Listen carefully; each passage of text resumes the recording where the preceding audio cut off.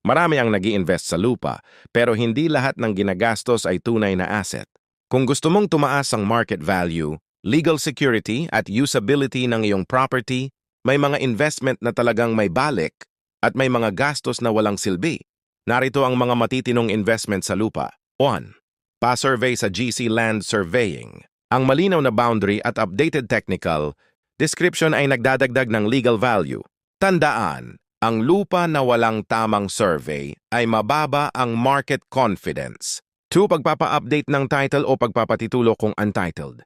Ang titled property ay mas mabilis ibenta, mas mataas ang appraisal, at mas ligtas sa disputes. Legal asset ito, hindi gastusin.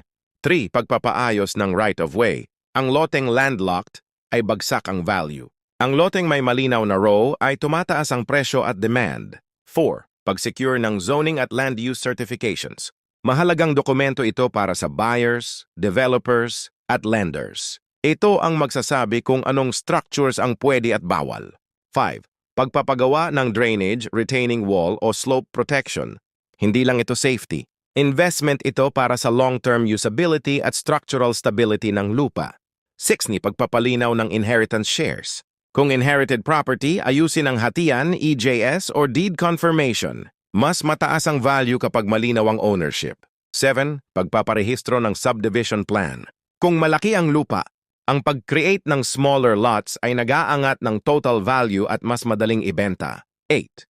Documentation and mapping improvements. Ang lupa na may complete documents, updated plan, at maliwanag ang boundaries, yan ang pinakamabilis kumita.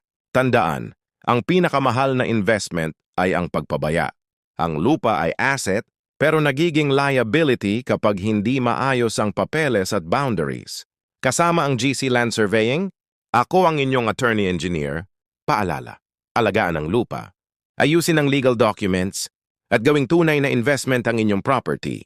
Don't forget to subscribe, like, follow, and share.